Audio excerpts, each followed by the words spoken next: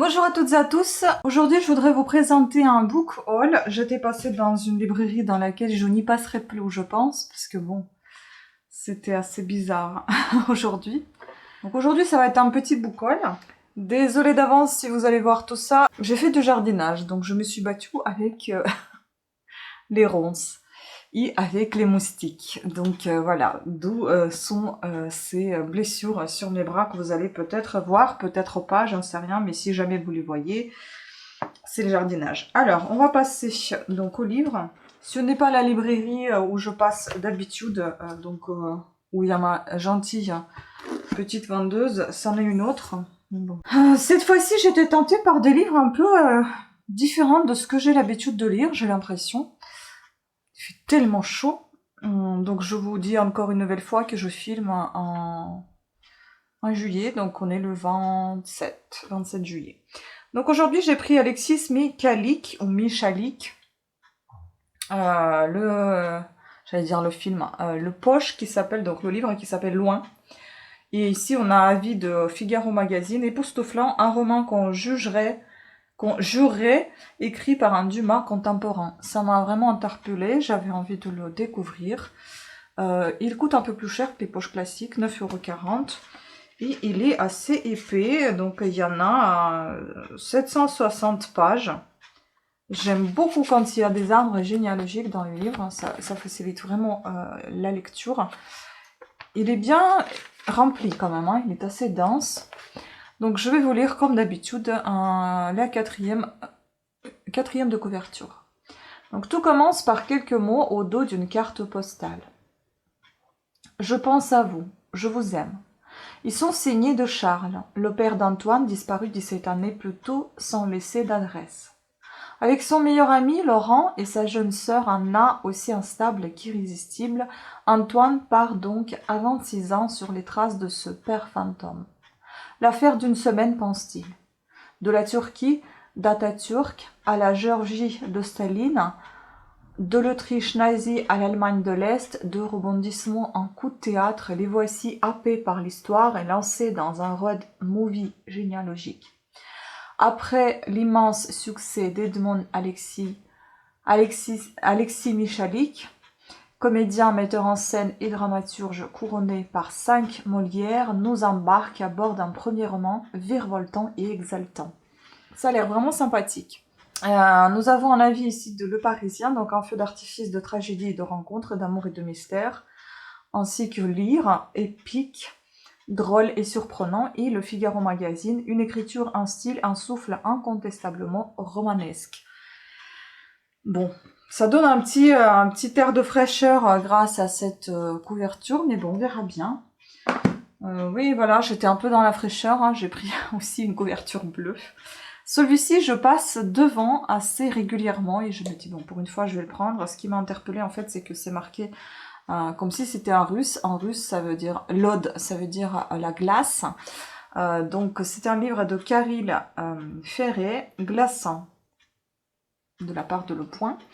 Nous sommes ici donc chez Pocket, à environ 540 pages.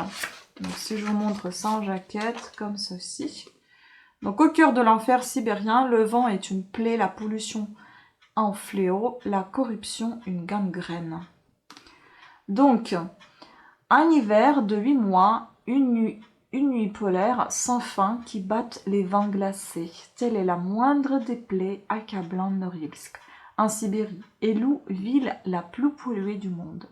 De l'ancien goulag, la cité minière a gardé des rigueurs de prison et la surveillance des services de sécurité. Il ne fait pas bon être jeune à Norilsk, ni homosexuel comme Gleb, et encore moins néné comme cet autochtone éleveur des rennes, retrouvé assassiné dans les décombres d'un immeuble par une nuit de tempête. La justice, qui s'en soucie ici?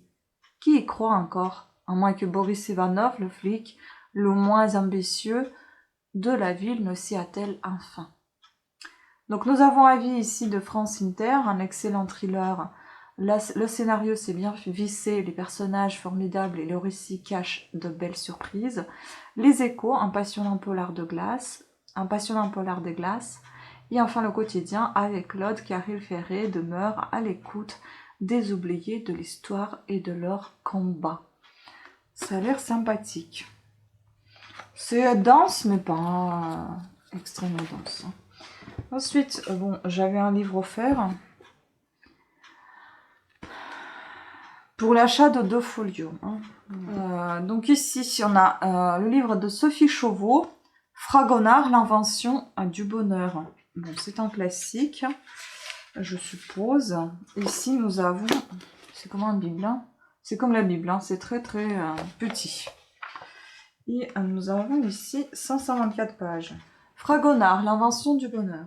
Du salé de Grasse aux ateliers de Chardin et de Boucher, des intrigues pérévolutionnaires au dictat de l'Empire, Jean-Honoré Fragonard traverse miraculeusement un demi-siècle de chaos. Dans le rougeoiement crépusculaire de la monarchie, il fait apparaître une couleur nouvelle, un jaune vie, éclatant qui va révolutionner d'un sourire l'art pictural. Précurseur des impressionnistes, premier conservateur du futur musée du Louvre, Fragonard pose un regard nouveau sur l'amour. Il invente le bonheur. Sophie Chauveau brosse la fresque foisonnante et passionnante de ses 74 années d'existence.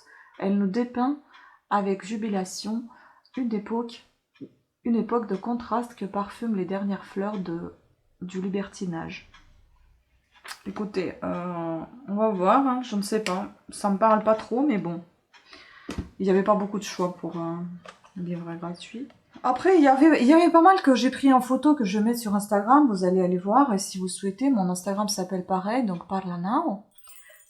Donc j'ai pris celui-ci, c'est un policier, livre de poche, Gaston Leroux, le mystère de la chambre jaune. Malheureusement, il n'y en avait pas eu d'autres, mais celui-ci, il est un tout petit peu abîmé, il est un peu plié.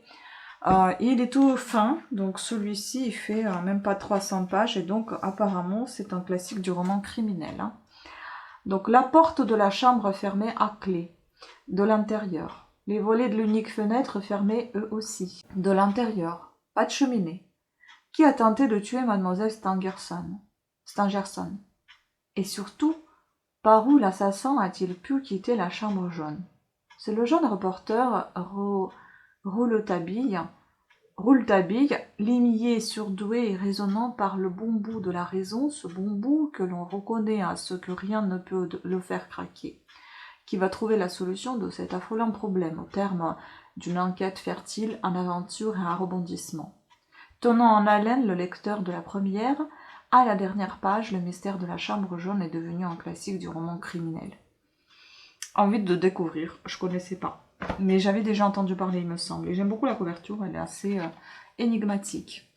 Ensuite, celui-ci, je ne sais pas, ça m'a tenté quand même, par l'autrice de miniaturiste, je ne reconnais pas, Jessie Burton, Les secrets de ma mère. Donc ici, nous avons, bon, c'est pas super dense, et nous avons ici 567 pages. Donc traduit de l'anglais par Laura Deraginski. S'il y a toujours un prix à payer quand on accepte l'amour, il y en a aussi un à payer quand on s'en détourne. Los Angeles, 1981. Par amour, Elise a troqué sa vie londonienne contre les plateaux hollywoodiennes. Elle a servi l'audacieuse et magnétique Constance, dont le roman va être adapté au cinéma. Mais tandis que l'écrivaine s'enivre de cette vie où chacun s'enveloppe de mensonges et tente d'atteindre les étoiles, Élise commence à perdre pied. Londres 2017. À 35 ans, Rose cherche des réponses sur sa mère, disparue à sa naissance sans laisser des traces. Elle découvre que la dernière personne à l'avoir vue est Constance Holden, une écrivaine oubliée qui s'est brusquement retirée de la vie publique alors qu'elle était au sommet de sa gloire. C'est assez énigmatique, j'ai envie de vous dire. Conteuse spectaculaire, Jessie Burton dose parfaitement le suspense et l'émotion. Alexandre Fillon de Le Figaro littéraire. Oui, moi qui n'aime pas les années... Ah oui, c'est pas les années 60, c'est les années 80, ça va. Ensuite, ça respire la fraîcheur, et encore, on reste encore en Russie. Donc Irène Frein, Je te suivrai en Sibérie. Donc chez Gelouf. J'aime beaucoup la couverture, elle est très fraîche. Peut-être que c'est ça aussi qui m'a poussé à la prendre. 475 pages, ou c'est peut-être le fait que ça soit marqué en Sibérie. Donc ici, après Marie Curie et Simone de Beauvoir, Irène Frein se tourne vers une héroïne qui fascina les romantiques, Pauline Goebel.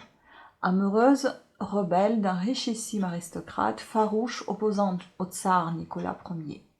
Qui était au juste cette Pauline qui croisa les hommes les plus célèbres de son temps, de Dumas à Dostoïevski? Qu'elle fascina? Irène Frein a suivi ses traces depuis la Lorraine jusqu'à la Transbaikalie. Elle ressuscite son équipée et brosse avec feu et sensibilité le portrait d'une femme d'exception. Et nous avons plusieurs avis, dont Madame Figaro, une grande héroïne, une vraie, femme actuelle, avec talent. Irène Frein remonte le cours de l'histoire en suivant celui de l'amour. Ouest France, une épopée singulière qui a le souffle d'un grand roman. Paris Match, quand on aime, on ne regrette rien, surtout pas d'être allé au bout de ce beau récit. Les versions féminines, un roman inspirant et résolument moderne. Voilà, donc côté ça promet, on verra bien. Et enfin, le dernier de ma wishlist, par contre, celui-ci, de Tracy Chevalier, La brodeuse de Winchester, traduit de l'anglais États-Unis par Anouk Neuf. J'en ai entendu parler plusieurs fois sur les réseaux sociaux. Il fait un peu moins de 380 pages chez Folio. Mais j'avais envie de le découvrir. J'ai aussi regardé ce livre plusieurs fois, j'ai passé devant et enfin j'ai franchi le pas. Donc Jane Austen était morte à l'âge de 41 ans. Sa mari ni enfant, seulement une sœur dévouée. Violette n'avait même pas cela et elle n'avait certes pas plusieurs romans à son actif. Il ne lui restait que 3 ans pour rattraper Miss Austen en termes de créativité. Winchester, 1932. Violette Speedwell, 38 ans, fait partie de ces millions de femmes est restée célibataire depuis la pénurie d'hommes d'après-guerre. Pour échapper à une mère acariâtre, elle décide de prendre son envol. Mais son célibat, lui, attire plus de mépris que d'amitié. C'est au sein du cercle des brodeuses de la cathédrale qu'elle trouvera le soutien qui lui manque pour affronter les préjugés de son époque. Grâce à Arthur, le sonneur de cloche, elle découvre aussi un tout autre cercle masculin cette fois. Au même moment, la radio annonce l'arrivée d'un certain Hitler à la tête de l'Allemagne. Donc, Anne Michelet de version féminin, son humour élégant et ses personnages attachants font de ce roman un bonheur de lecture. On verra bien. En tout cas, ça m'a interpellée, je l'ai pris. Voilà, c'était tout pour ce book haul. Donc, bientôt, vous allez voir les book haul du mois de septembre. Enfin, ceux-là, ils vont passer aussi au mois de septembre. Mais en septembre, je compte compléter les sagas que j'ai déjà, ainsi que Jules Verne, la collection Hetzel, la collection en rouge. Il me manque plus que quelques livres. Voilà. Donc sur ce, je vous remercie beaucoup de votre attention. J'espère que vous avez apprécié cette vidéo. Je vous invite à vous abonner si c'est le cas. Activez la petite cloche de notification et je vous dis à très bientôt. Ciao.